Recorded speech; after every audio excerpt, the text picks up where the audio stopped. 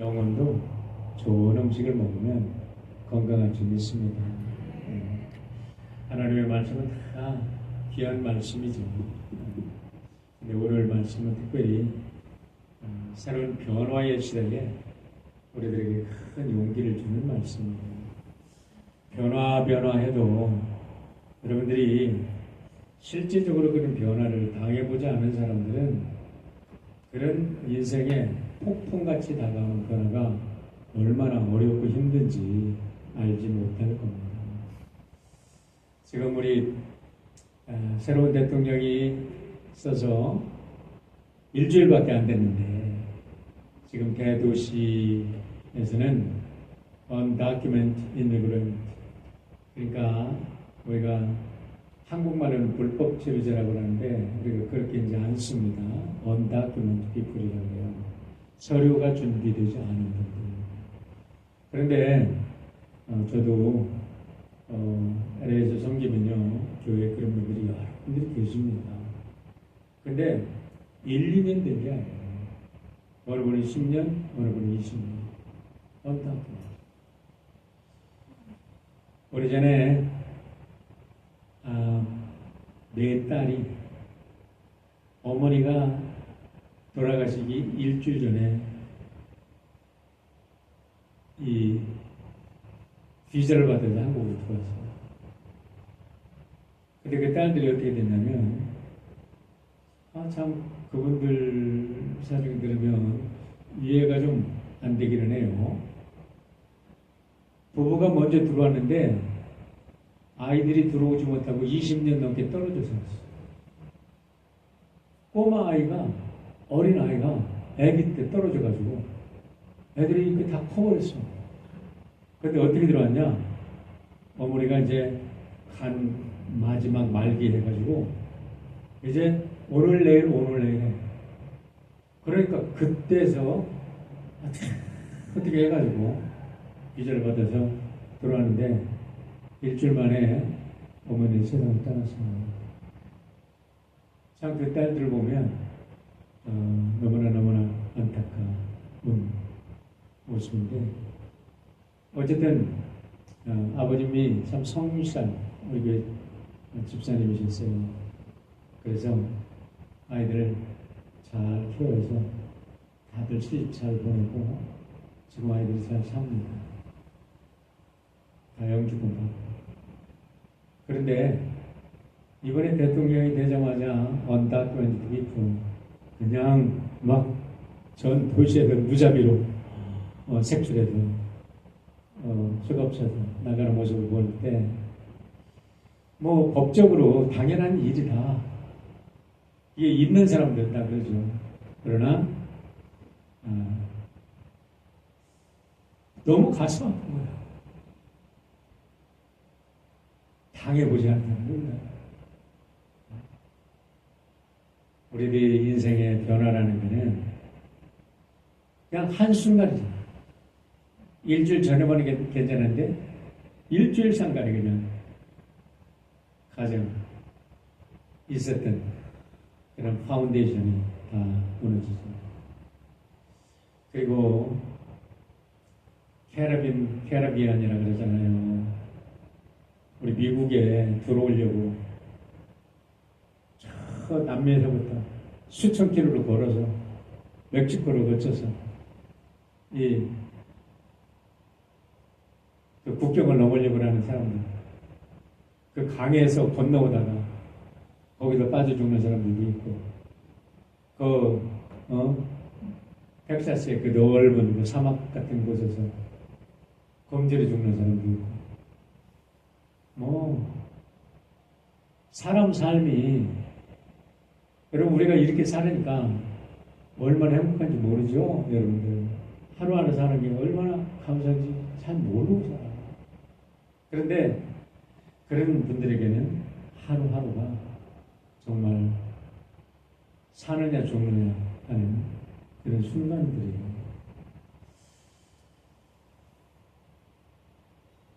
근데 이런 일들이 왜 이렇게 되냐? 그전에는 이게 없었던 일이거든요. 근데 20세기에 들어오면서 과학이 발전하고 교통수단이 발전하고 매스 커뮤니케이션이 발전하면서 이제 세계가 일일생활권에 들어오고 세계가 크게 노출이 된 거야. 와, 저기 가면 꿈 같은 나라가 펼쳐진대. 응? 저기 가면 어떻대? 이러면서 여러분 좋은 일로 유통이 되면 어떻겠어요?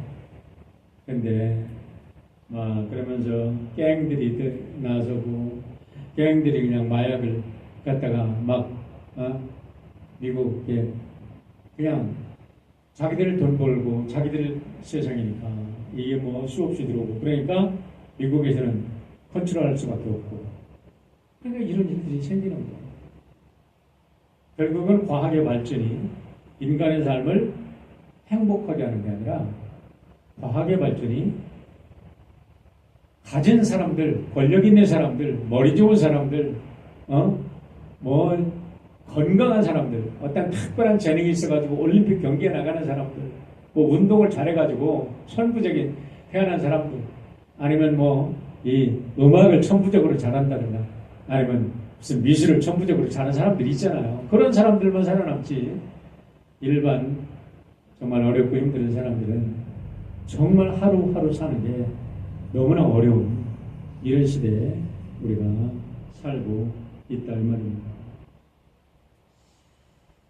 이제는 인터넷이 개발이 되고 개인용 컴퓨터, 스마트폰이 출현해서 이제는 공산주의, 민주주의 뭐 이런 지금도 그런 사회적인 시스템은 다르지만은 이제는 경제로 인해서 이제는 국경이 다 사실은 이렇게 멀어진 상태다 이렇게 볼 수가 있습니다. 국경을 넘나들면서 새로운 이런 시스템이 네트워크가 지금 되고 있어요. 한 15년 전에 우리 목회위원장께서 목사님 셀폰 좀 바꾸세요 그러더라고요. 그때 이제 막 삐삐 사용하고 그럴 때 그 전에 근데 내 셀폰 너무 좋은데 뭘 바꿔요? 이게 조그마한 손에 들어온 거예요. 이렇게 열었다가 닫는 거 있잖아요. 응? 삐삐하고 같이 씁니다. 시대가 어땠어요? 목사님 바꿔보세요. 이제 뒤로 못 따라가요. 그러고 또 교회도 바꿔줬어요. 저 큰 교회 가면요, 다 차도 다 주고, 목사님들 컴퓨터 리모컨 쓰는 거 다 이렇게 교회에다 다 장만해 줘. 그거 해달라는 소리 아니야. 그래서 이제 스마트폰을 받았네요. 쓰다 보니까 요즘에는 내가 스마트폰의 주인인지 스마트폰이 요것이 내 주인인지 모르겠다는데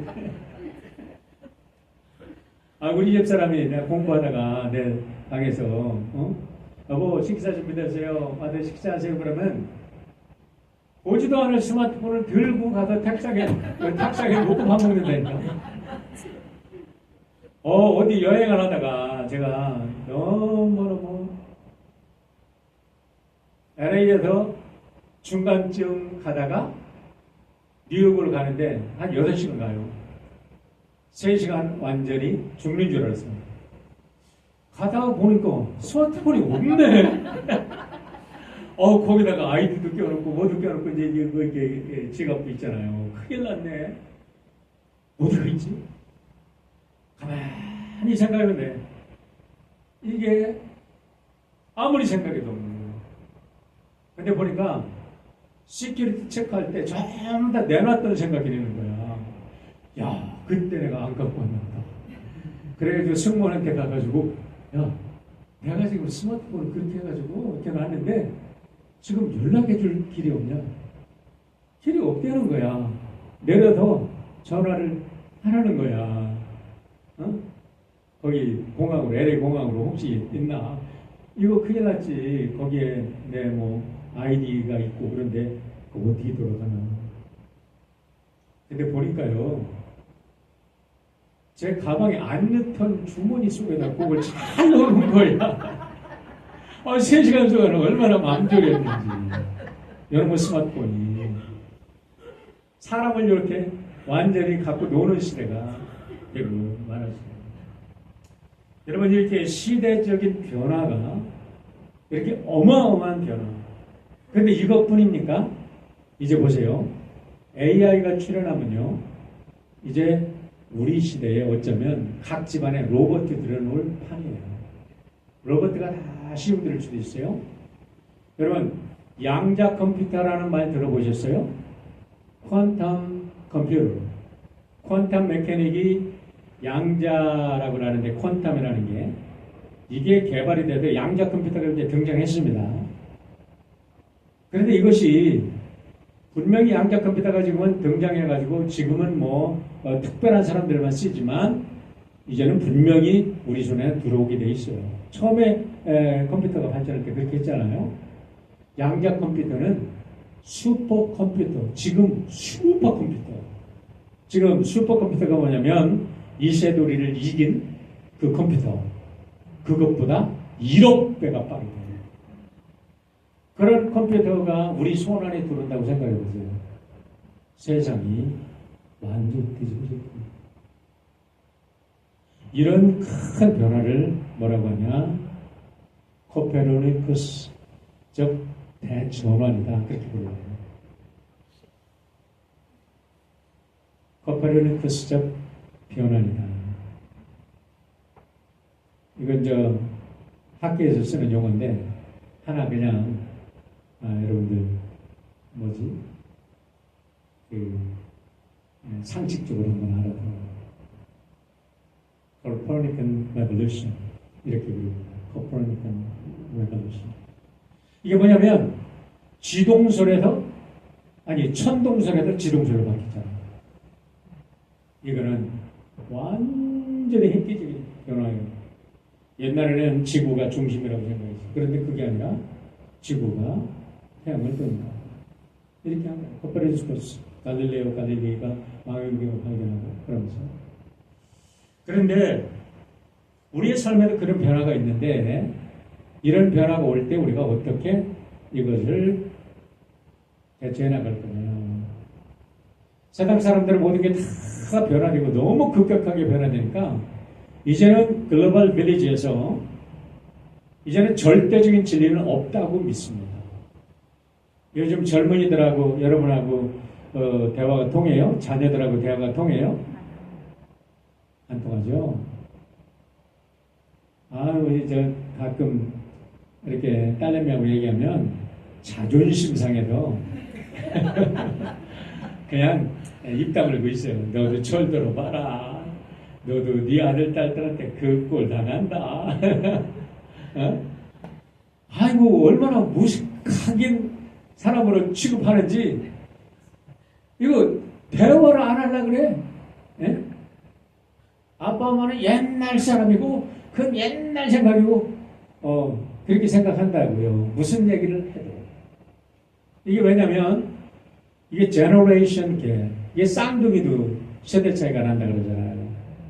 이게 시대가 바뀐 거예요. 그래서 우리의 가치관을 아이들한테 교육시킨다? 되지 않습니다. 사회가 그렇게 아이들을 만들어 놨어요. 모든 게 변화합니다. 그런데 여러분 절대 그렇지 않다는 거예요. 절대적인 진리는 변하지 않습니다. 한번 생각해 보세요. 여러분 지구 중력이 변해요? 확인하고 싶은 사람 얼마든지 내가 확인해 드릴게. 지붕에 올라가서 한번 꼭 꺼내려봐. 지구 중력이 변하나 안 변하나. 지구 중력 절대 안 변해요. 여러분 북극성이 제자리에 항상 거기에 있죠. 난 신비해 북극성이. 언제나 거기에 있거든. 어디를 가도 한국에 가도 거기 미국에 와도 거기. 왜 그래요? 이 천체 중에서 중심이 있다고요. 이 태양계 중에. 그렇기 때문에 변하지 않는 하나님의 코스믹 프린시플이 있기 때문에 GPS가 어떻게 사용돼요? 기준점을 가지고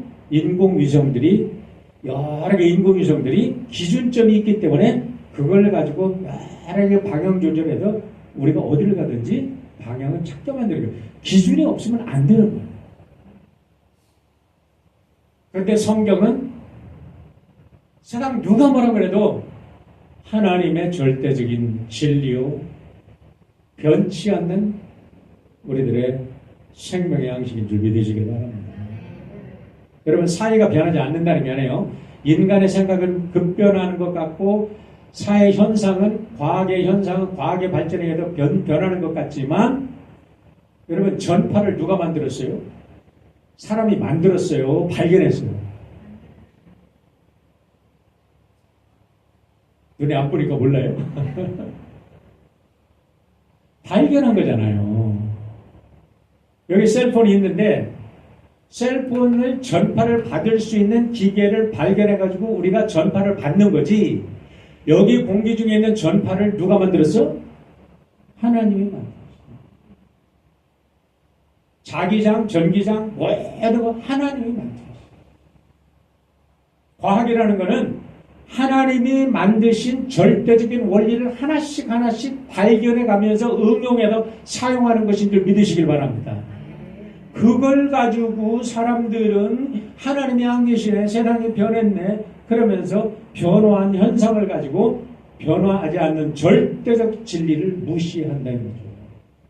근데 똑똑한 과학자들은요, 하나님 잘 믿습니다. 저도 많은 과학자들 알고 있어요. 그런데 너무너무 잘 믿는 사람 많아요. 엉터리들이 안 믿는 거지. 오늘 제가 이 소리를 길었는데 여호수아가 모세의 리더십을 이어받아서 이스라엘 백성들을 가나안 땅으로 데리고 간다 하는 것 생각해 보세요. 오늘 말씀이 뭐라고 얘기 나오냐면 모세가 죽은 후에 눈의 아들 여호수아가 모세의 호기자가 된 겁니다. 여기서 우리가 봐야 될 게 뭐냐면 모세가 죽은 후에라는 단어예요.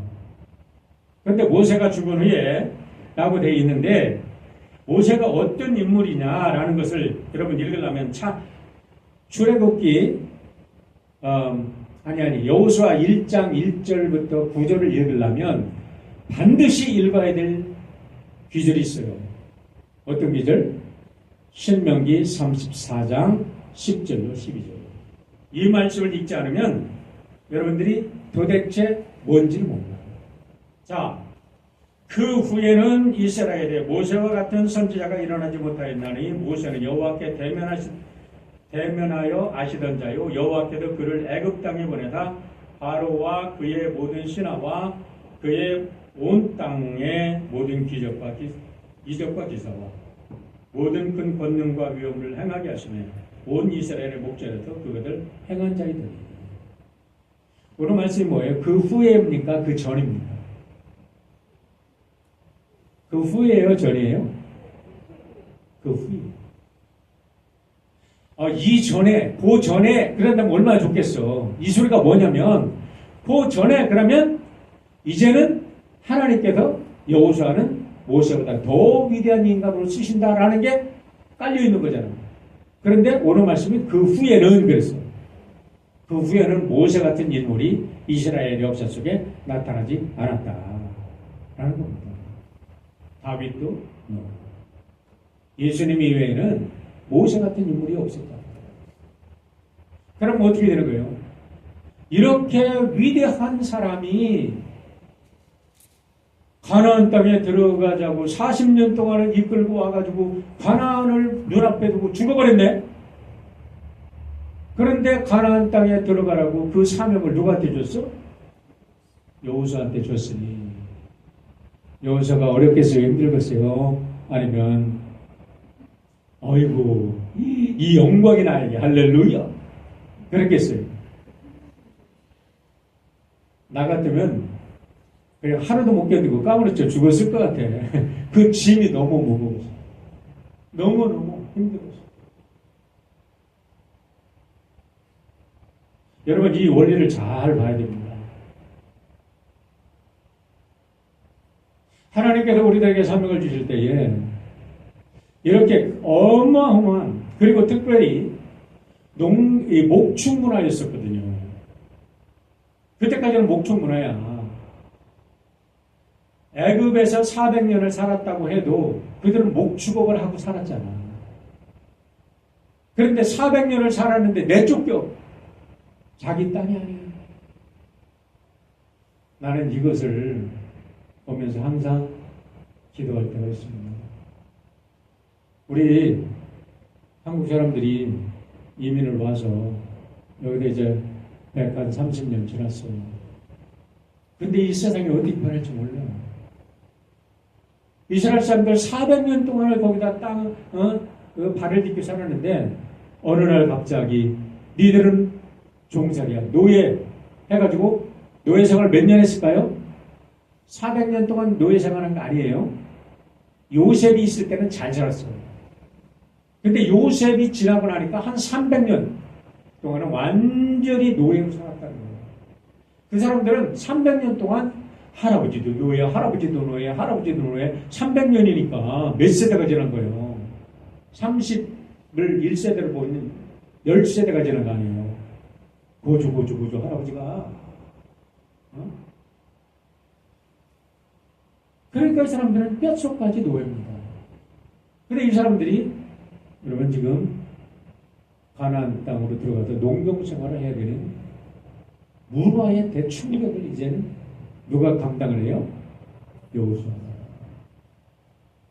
어떻게 이 일을 우리가 이런 일을 할 거냐? 이때 하나님께서 여호수아에게 주신 말씀이 있습니다. 우리 1절부터 9절까지 보면 두려워하지 말아라. 내가 너와 함께하다. 두려워하지 말아라. 용기를 가져라. 내가 너와 함께하다. 여러분 여호수아를 택해서 하나님께서 이렇게 약속하시면 얼마나 좋겠어요. 걱정하지 마. 내가 애국 군대보다 더 용감한 군대를 너에게 줄 거야. 자, 내가 이제 가나안 땅 정복할 때 하늘에서 불벼락을 때려줄 거야. 아니면 뭐 특별한 뭔가가 좀 있어야 될 거 아니야. 그런데 뭐라 그랬어요? 하나님의 약속은 내가 너와 함께. 또 하나,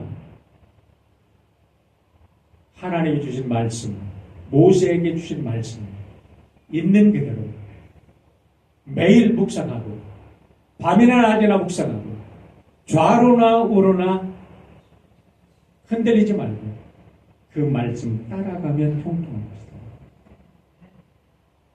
할렐루야. 믿습니까? 여러분 우리가 하나님께도 무슨 사명을 맡기실 때 또 여러분이 무슨 일을 이렇게 계획할 때 우선 우리의 가진 것을 계산합니다. 뭐가 없어서 안 돼. 그런데 기도하라고 그때. 그래도 기도하는 거예요. 기도하면 하나님께도 기도 속에도 주시는 말씀이 있어요. 확신이 있어요. 그러면 그거는 분명히 하나님께서 기도 속에 주시는 하나님의 언약의 말씀입니다. 그 말씀 붙잡고 나아가면 반드시 길이 열리게 된 줄 믿으시길 바랍니다. 반드시 열려요. 하나님은 우리들에게 돈이 없는데 어떡하지? 나를 도울 사람이 없는데 어떡하지?